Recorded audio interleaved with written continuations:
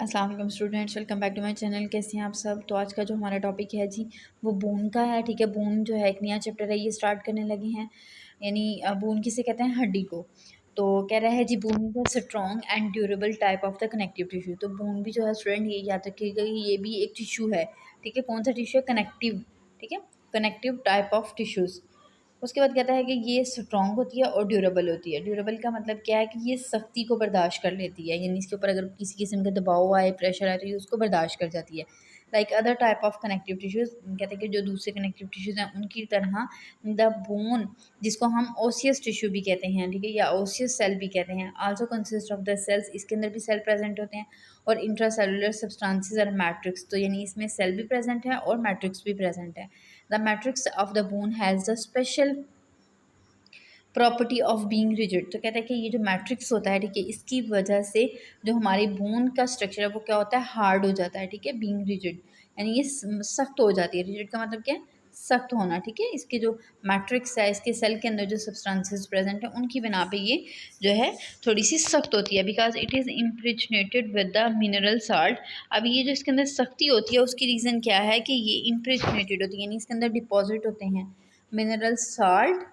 ठीक है, उसके अलावा मेनली कैल्शियम फॉस्फेट, यानी कैल्शियम फॉस्फेट मेनली प्रेजेंट होता है, जिसकी वजह से हड्डी के अंदर सख्ती पैदा होती है। Hence the chief physical property of the bone tissues is its toughness and hardness. तो कहता है कि जो इसकी फिजिकल प्रॉपर्टी है, हड्डियों की जो फिजिकल प्रॉपर्टी है, यानी जो खसूसियत है उसमें ये है कि ये इसकी टफनेस होती है, काफ़ी टफ होती है, और ये हार्डनेस इसके अंदर प्रेजेंट होती है। उसके बाद हम देखेंगे जी बोन सेल्स कौन कौन से हैं इसके अंदर। तो कहते हैं कि the 3 different type of cells are found in the osseous tissues, यानी बोन के अंदर 3 तरह के सेल प्रेजेंट होते हैं, जिसमें सबसे पहले ओस्टियोब्लास्ट होता है, फिर ओस्टियोसाइट्स आते हैं, और फिर ओस्टियोक्लास्ट आते हैं। अब यहाँ पे डायग्राम में भी स्टूडेंट दिखाया हुआ है, डायग्राम में आप देखें तो ये ओस्टियोप्रोजिनेटर सेल्स आते हैं, यानी ये इब्तदाई सेल होते हैं, वो वाले सेल होते हैं जो कि आगे बोन इनमें कन्वर्ट होती है, इनसे बनती है। ओस्टियोप्रोजिनेटर सेल्स जो हैं वो कन्वर्ट होते हैं ओस्टियोब्लास्ट के अंदर, ओस्टियोब्लास्ट आगे कन्वर्ट हो जाते हैं जी ओस्टियो साइट्स के अंदर, और ओस्टियोसाइट्स अगेन आगे जो है कन्वर्ट हो जाते हैं ओस्टियोक्लास्ट के अंदर। जब ओस्टियोक्लास्ट जब बन जाती है तो ये आगे मेच्योर होकर स्टूडेंट इस तरीके से एक जो है बोन की शक्ल जो है ये इख्तियार कर लेते हैं, ये जैसे डायग्राम में आप देख रहे हैं। ठीक है, तो उसके बाद हम अब तो सेल देख लिए। ठीक है, एक तो ये है कि बोन के अंदर सेल प्रेजेंट होते हैं, फिर दूसरी जो चीज़ होती है वो मैट्रिक्स होती है, यानी बोन के सेल्स के दरमियान में जो मटेरियल प्रेजेंट होता है। The bone matrix consist of inorganic and organic component, यानी इसके अंदर इनऑर्गेनिक चीज़ें भी होती हैं और ऑर्गेनिक भी होती हैं। The inorganic mineral component of the bone matrix is responsible for the hardness of the bone tissue, यानी कहते हैं कि जो इसके अंदर इनऑर्गेनिक चीज़ें होती हैं वो रिस्पॉन्सिबल होती हैं, उनका फंक्शन क्या होता है कि बोन के अंदर हार्डनेस पैदा पैदा करना, यानी बोन के अंदर ये हार्डनेस पैदा करती हैं। And constitute about 65% of the dry weight of the bone. तो कहते हैं कि ये 65% इनका ड्राई वेट होता है। ठीक है, यानी बोन का जो ड्राई वेट है उसमें 65% जो है वो हमारे पास इनऑर्गेनिक सब्सटेंसेस प्रेजेंट होती हैं। इसके अलावा कहते हैं कि calcium and phosphate are the chief bone minerals. ठीक है, कैल्शियम और फास्फेट इसके अंदर ये भी प्रेजेंट होते हैं। Substantial quantities of sodium, magnesium carbonate and citrate are also found. इसके अलावा कहते हैं कि कैल्शियम, मैग्नीशियम कार्बोनेट और सिट्रेट्स भी मस्टली प्रेजेंट होते हैं।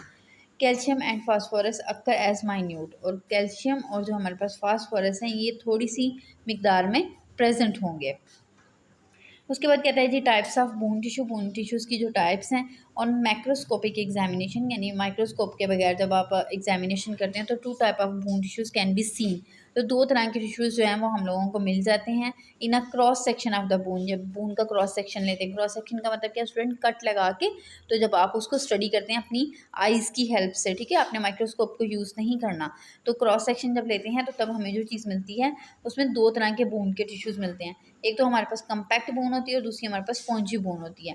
Appearing as a dense area without cavities. अब ये जो कम्पैक्ट बोन होता है ये स्टूडेंट बोन की बाहर वाली साइड होती है। ठीक है, यानी इसके अंदर ना तो कोई कैविटीज़ होती हैं और डेंस एरिया होता है। डेंस एरिया का मतलब क्या है कि यहाँ पे जो टिश्यूज़ हैं, जो सेल्स हैं, इनकी तादाद क्या होती है, ज़्यादा मिकदार में होती है। आगे जो सेकंड टाइप आ जाती है, जो सेकंड टाइप के टिश्यूज़ हैं जो कि इनर साइड पे एग्जिस्ट करते हैं, वो है spongy bone, in which the bone substances is in the form of cylinder, spicule and trabeculae separated from each other by the numerous interconnected connecting cavities. तो अब यहाँ पे कह रहे हैं कि जो स्पॉन्जी बोन होती है ये अंदर वाली साइड होती है बोन की, जैसे केक का स्पंज होता है ना, उसी तरीके से ये स्पॉन्जी बोन भी होती है, ठीक है। और ये जो जब इसको आप अंदर से स्टडी करते हैं, स्टूडेंट देखते हैं, तो ये अंदर से आपको सिलेंडर स्पेक्यूल्स मिलते हैं, ठीक है। यानी सिलेंडर स्पेक्यूल का मतलब क्या है कि नीडल लाइक स्ट्रक्चर आपको मिलते हैं। ट्रेविकुलाई भी स्टूडेंट इसी को कहते हैं, यानी जो नीडल लाइक स्ट्रक्चर होते हैं जो बोन के अंदर प्रेजेंट होते हैं। ये डायग्राम में आप अगर देखें तो आपको पता लग जाएगा कि जो इनर साइड है बोन की।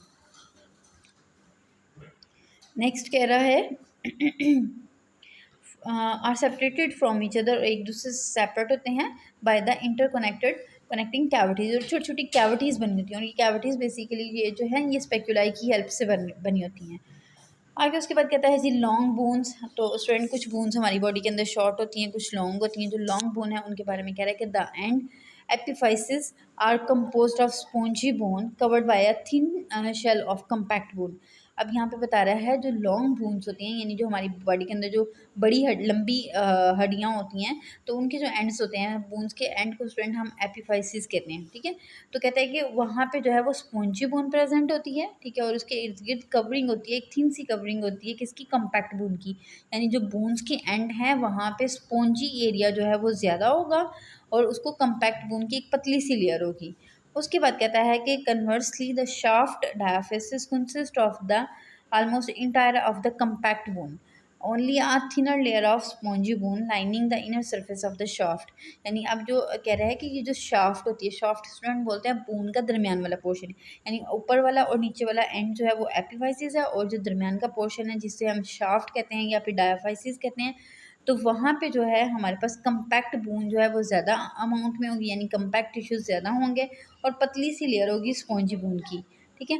Lining the inner surface of the shaft, और वो शाफ्ट की इनर सरफेस को जो है वो लाइनिंग कर रहे होंगे। तो ये दोनों आपस में एक दूसरे के क्या हैं, अगेंस्ट हैं, अपोजिट हैं, ठीक है। एंड जो है वहाँ पे जो एंड्स हैं एपिफाइसिस हैं, ठीक है, वहाँ पे स्पॉन्जी बोन ज़्यादा है और पतली सी लेयर है कंपैक्ट बोन की। जबकि हमारे पास जो डायाफाइसिस हैं यानी बोन का दरमियान वाला हिस्सा है, वहाँ पे कंपैक्ट बोन ज़्यादा है और जो है वो स्पॉन्जी बोन की पतली सी लेयर होगी। एग्जाम्पल जो इसके अंदर आती हैं वो हमारे पास स्टूडेंट आ जाती है, फीमर आ जाती है, ठीक है, टिबिया और फिबुला, ये तीनों की तीनों स्टूडेंट हमारे पास जो है लेग की बोन है, ठीक है। फीमर जो है यानी थाई रीजन में प्रेजेंट होती है, और टिबिया और फिबुला जो है वो जो छोटी टांग होती है, ठीक है, उसके अंदर प्रेजेंट होती हैं। उसके बाद आ जाता है जी शॉर्ट बोन। शॉर्ट बोन यानी ऐसी बोन्स जो कि छोटी होती हैं, consist of a core of the spongy bone completely covered by a layer of the compact bone। अब जो शॉर्ट बोन होती हैं स्टूडेंट, इसके अंदर कहता है कि एक जो है वो पतली सी लेयर होती है, कोर होता है, यानी कवरिंग सी होती है स्पॉन्जी बोन की, और इसको टोटली कवर किया होता है किसने, कंपैक्ट बोन में। अब जो शॉर्ट बोन्स हैं स्टूडेंट, इसके अंदर हमारे पास सबसे पहले कार्पल्स आ जाती हैं, ठीक है, यानी हमारी कलाई की हड्डियाँ। इरेगुलर बोन्स आ जाती हैं कुछ, जैसे वर्टिब्राई एंड सम स्कल बोन, यानी जो स्कल की यानी खोपड़ी की और जो वर्टिब्रल कॉलम की बोन है, ठीक है, वर्टिब्रल कॉलम की, वो इरेगुलर बोन्स में आती हैं। उसके बाद फ्लैट बोन्स भी कुछ होती हैं, ठीक है, जिसमें हमारे पास स्टर्नम आ जाती है, रिब्स आ जाती हैं, और स्कल्स की कुछ बोन आती हैं, जो कि ये सारी की सारी क्या होंगी, फ्लैट होंगी, शॉर्ट होंगी।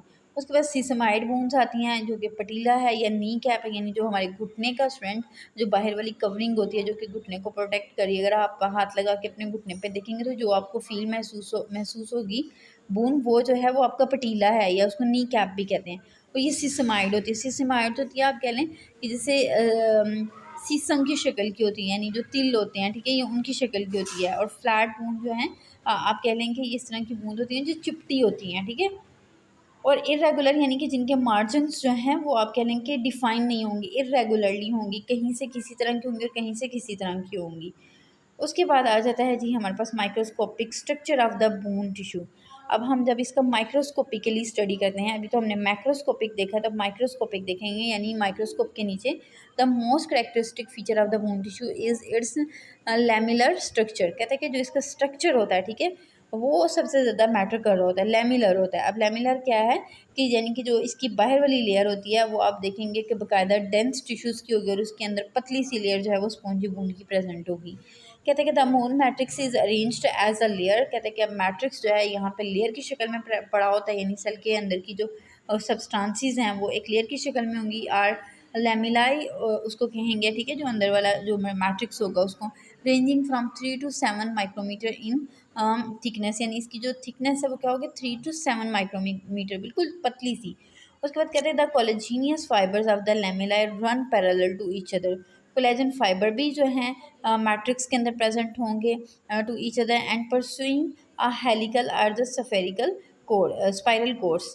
तो कहता है कि वो जो है आपस में कंबाइन होके जब कोलेजन फाइबर रन करेंगे बीच में एक दूसरे के साथ पैरेलली, तो कहता है कि ये एक हेलिकल स्ट्रक्चर बनाएंगे या फिर स्पाइरल। स्पाइरल मतलब थोड़ा सा सर्कुलर, ठीक है, और नोक वाला, कांटेदार, जैसे ये डायग्राम में आप देख रहे हैं ये वाला, ठीक है। देखें कि ऊपर जो इसके उभार निकले हुए हैं वो कांटों की तरह निकले हुए हैं।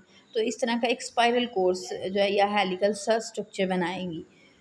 यहाँ पे डायग्राम में भी आप देख रहे हैं स्टूडेंट, ये एक लेयर दिखाई हुई है हमारे पास बोन की, ठीक है। बाहर वाली लेयर जो है ये हमारे पास कम्पैक्ट होती है और अंदर वाली जो है वो स्पॉन्जी होती है। यहाँ पे कैविटीज़ होती हैं, ठीक है। कैविटीज़ के अलावा ट्रैबिकुलाई होते हैं, ठीक है। इसको जो इसके आगे मैट्रिक्स इसके अंदर प्रेजेंट होते हैं ट्रैबिकुलाई के दरम्यान में, इसको लैमिला कहते हैं, ठीक है।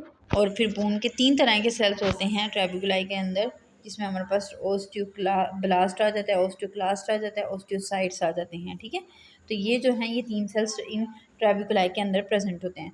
उसके बाद हम फंक्शन की बात करेंगे। तो फंक्शन के बारे में कह रहा है कि bones have a variety of the function. तो बोन्स का जो बहुत सारे काम होते हैं। सबसे पहले तो ये provide the framework of the body, ये हमारी बॉडी को एक फ्रेमवर्क यानी एक ढांचा, एक शेप प्रोवाइड करते हैं।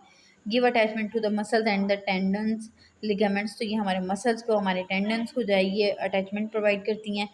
Permit movement of the body as whole as a part of the body, और फिर हमारी पूरी बॉडी को भी, और बॉडी का कोई एक हिस्सा है उसको भी ये मूवमेंट अलाउ करते हैं।